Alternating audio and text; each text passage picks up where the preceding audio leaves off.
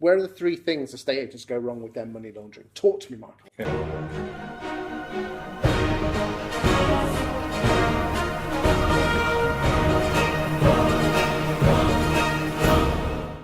Money laundering, hot topic.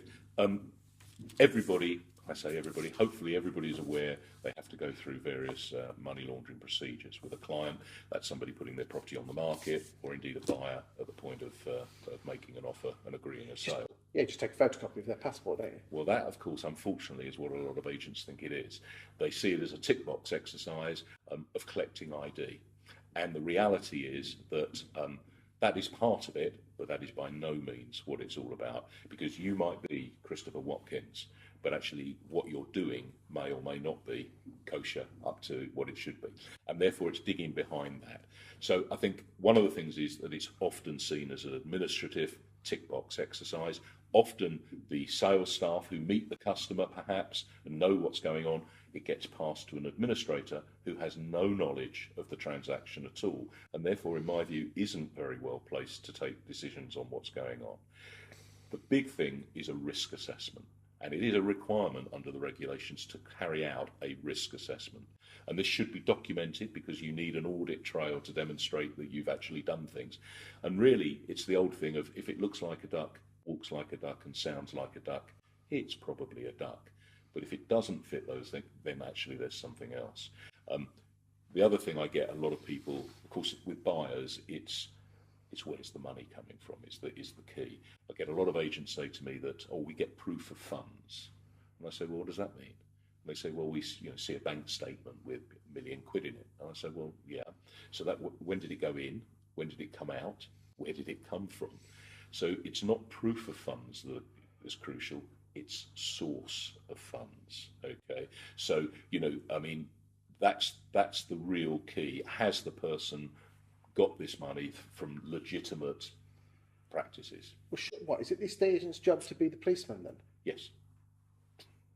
And have you heard of any agents that have come foul of this? Just looking at a bank statement saying it's £1 million, saying it's okay, and then all of the people who've been fined, and we're all aware of the big fine, for example, to Countrywide recently, etc., have failed in their inspections by HMRC, who supervise, on their processes and systems, and they will have failed because they haven't been asking these questions.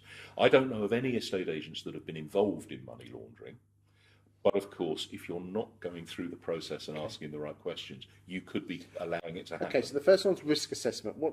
How do we sort that out? Well, very simple document, a risk assessment document that asks a series of questions. Because you help agents with this, so I do. Give some tips to a few people. Basically, if it's somebody selling, are the reasons why they're selling, do they make sense? So if somebody had, you knew somebody bought the house last year for £1 million and they wanted to sell it in a hurry for this year for £500,000, that would be a bit of a question mark as to why, and then you'd need to explore that. With a buyer, where's the money coming from? And not the fact that they've got the money, because what you've got to realise is money laundering's been around probably since Adam was a boy. The one thing that there is always in a money laundering case is what? Money. Money. Strange that. So you have to have the money. So they're going to have the money. They can't possibly launder it if they don't have the money. It's where it came from. The source, as you said. Correct. So, for example, a rich guy like you come in and you decide you're going to pay, a couple of £1 million cash. I go, it's Christopher Watkins, yeah, well-heeled guy, no problem. You're the chap, with respect, that is sweeping the streets outside my office or whatever, and you tell me that you've saved up a couple of £1 million over the last couple of... Maybe I shouldn't be believing that. And then I make some further inquiries. How am I supposed to make those inquiries? What am I supposed to go? Because I don't want to put the buyer or seller off. Well, why would you put the buyer or seller off if you asked a question where the money's coming from?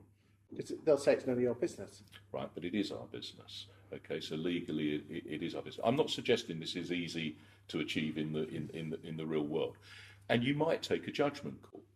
As with all regulation, they're not black and white, they're shades of grey. Not sure if there's 50, but there's certainly quite a number of shades of grey. And you have to take a view, and you'll reach a certain point through your questioning where you may have to take a commercial decision as to whether you do or don't. But if you can't demonstrate that you even went through that thought process and you were to be investigated or whatever, you will definitely be clobbered. Do you think, especially in London, there's going to be some agents that will come on the wrong side of the law for turning a blind eye? Well, they have already. I mean, we've seen plenty of estate agents been fined, and that is because their processes and systems haven't been robust enough. So, by definition, they are turning a blind eye because they're either not going, they're not digging deep enough. So that come back to bring it back down to the risk assessment. The risk assessment will then provide a process that you have to follow. You should have a risk assessment. You should have, obviously, the identity checks, including what's called PEPs and sanctions, which is politically exposed people, because these are higher risk. And basically, if you regard a case as a higher risk case, you should be doing more than if it was a lower risk case. So it's all risk based.